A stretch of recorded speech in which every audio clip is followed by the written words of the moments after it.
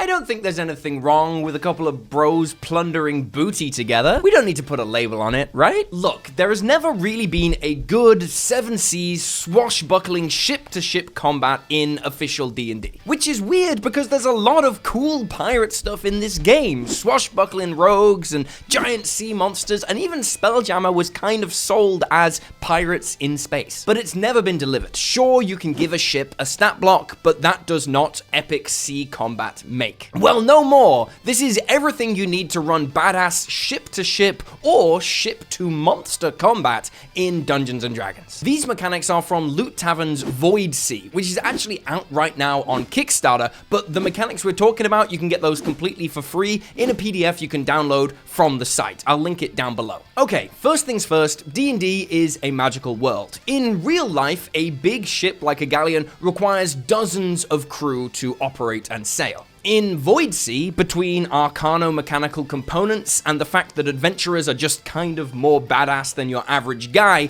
you can run a ship with only your D&D crew, just 4 or 5 people. Then there are different roles each party member can take on a ship depending on the flavor you want and what your hero specializes in. But before we dive into what each role actually does, we need to get into the meat and potatoes of this system. Ship-to-ship combat. This is the tactical chess match component of positioning, which determines so much of naval warfare. There are 2 theaters of battle in ship combat, the naval theater and the boarding theater. Naval theater is the map used for long-range artillery and ship positioning as you move around, firing on each other and navigating into advantageous positions. The boarding theater is for extremely close range. This is the range where individual creatures will be able to invade enemy ships, spells and regular attacks will be able to reach enemy ships, and you can potentially capture an enemy vessel rather than destroying it. On the naval map, each square on the grid represents 30 feet.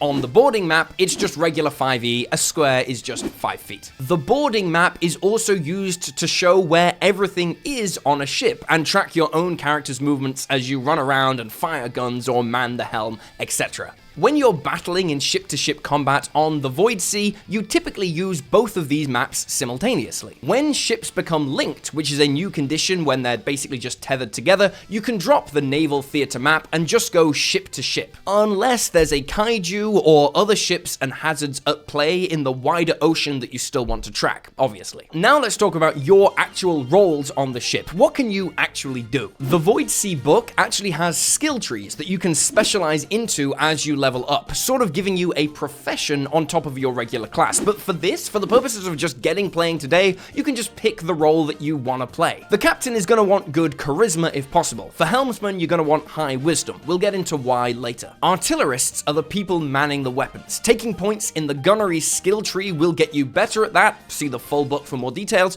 But for now, you can just attack with your strength or dexterity as you shift around heavy weapons, aim, and fire cannons. If you choose a position on the ship, remember that you're not actually locked in. As you're running around, putting out fires, reacting to enemy attacks, you might assume several different roles over the course of a battle, being a gunner at one point and then a helmsman at another. Now that everyone has their position on board, let's talk actual combat. Hey, Will, what do you want more than anything else in the world? Dame Judi Dench is my wife at her physical peak. 79 years old. Oh, okay, well, what's the thing you want the second most in the world? After that, I'd say maybe like $20,000 of amazing TTRPG stuff, and a new playable species, and a one-shot adventure, and maybe, like, I get to save children's lives while getting it. Well, dude, we've got that! You've got Prime Dench? No, the free stuff thing. Oh, cool, gimme!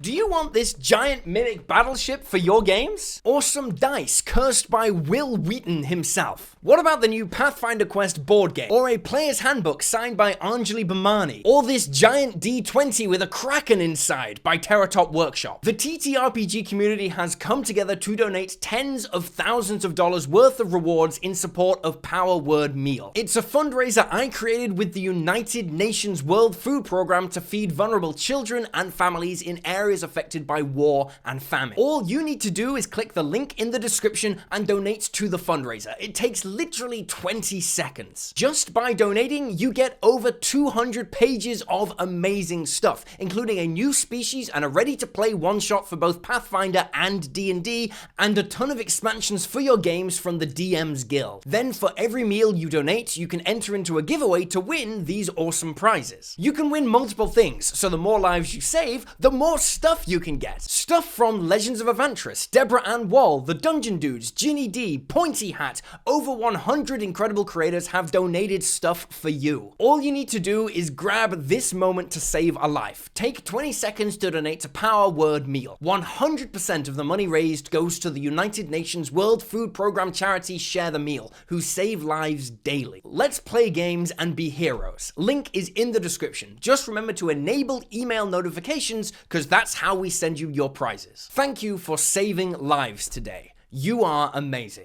In a ship battle, all the creatures roll initiative like normal, but also the vessels themselves have their own initiative order. This creates a second, simple initiative order just for ships. Ship-sized monsters like kaiju also join this initiative order. Your ship initiative is 1d20 plus your captain's charisma modifier plus your helmsman's wisdom modifier. Then you have 2 phases in combat each round. Firstly, there's the ship phase, when all the ship actions take place, and then the creature phase, which is just normal D&D. You know that, we don't need to go over it. The ship phase has 4 steps: command, helm, artillery, and miscellaneous. The command step is when the captain acts. Here you have a bunch of abilities that typically boost the abilities of other people on the ship. You can direct the artillerists where to fire, giving them a bonus to hit equal to your intelligence modifier, or maybe offer a command that lets someone move up to their movement speed as a reaction. Then there's the helm step, where the ship itself actually moves. The helmsman interacts with the ship component that controls movement and speed, like the sails and the steering wheel on a traditional vessel. You can change your speed and maneuver yourself in and out of the direction of the wind. This can be really powerful as you set up your artillerists to strike enemy vessels. Ideally, you're setting up your gunners so they can get an angle on the enemy to rake their entire ship. That's where you hit an enemy ship from bow to stern from your broadside, which is obviously devastating as an attack. Being a good helmsman is a tactical minigame in its own right, and mastering those skills can turn an insurmountable foe into a winnable battle, if you're good enough. Then you have the artillery step. This is where the artillerists fire their shots and you try to sink or incapacitate your enemy. Your ship can fire as many shots as it has artillery components and crew members to fire them. Finally, you have the miscellaneous step. This is the part where any other creative ideas you have happen. Maybe this is the time when a hero drops chum into the ocean to attract sharks for whatever crazy crackpot scheme you've come up with. Of course, as you do all this, the enemy ship is trying to do the same to you as well. Your ship's movement speed, the direction of the wind, your captain's choices, your helmsman's skill, and your artillerist's rolls are all going to impact how well you perform at ship-to-ship combat. If you want to play super aggressive and get close enough to another ship that your heroes can start flinging fireballs, you totally can. Players can do any normal actions in their regular initiative, which is of course essential for when you want to board and capture an enemy vessel. Or you can maintain a large distance and just try to pick the enemy vessel off with raking cannon fire and superior tactics. The best option will depend on how you build your ship, what your aims are for that combat, and what you are fighting. So, let's actually talk about ships. How are you fighting them? Do ships have stat blocks? The answer is yes, kind of. Ships have modular stat blocks. They're essentially a collection of components put together. You have a hull component, propulsion components like the sails, command components like the steering wheel, artillery components like guns, and miscellaneous components. So depending on how you build your ship, it can be good at different things. It also means you can disable enemy ship components to reduce their ship speed, making it easier to board, etc. Ship components themselves have 5 core stats. They obviously have an armor class, which determines how difficult it is to hit them. They also have a damage threshold, which is the amount of damage they can just ignore. For example, a wood hull with a damage threshold of 25 ignores all damage that is less than 25 from a single instance. Hitting it for 19 damage essentially does nothing. They all have an amount of HP, obviously, and when that falls to 0, that component is destroyed, but they also have an impairment threshold. That is the amount of damage they have to take before they are impaired. A wooden hull, for example, has 75 as its impairment threshold. An impaired ship component is breaking, but not totally broken. It still functions, but less well. When a hull is impaired, for example, it starts letting on water, potentially damaging any cargo you're carrying at the GM's discretion, but more importantly, reducing your top movement speed by 30 feet. Finally, ships have constitution saving throws, reflecting the quality and robustness of the materials they're made of. As for other saving throws, components automatically fail a strength or dex save from an area of effect that covers their entire space, like a fireball. If the area of effect doesn't cover the component's entire space, it succeeds instead. For intelligence, wisdom, and charisma saving throws from an AoE, the ship component automatically succeeds and takes no damage. So something like a synaptic static spell is not going to damage a ship component, which makes sense. It's not alive, it doesn't have a mind. The exception is any spell that specifically calls for an intelligence, wisdom, or charisma save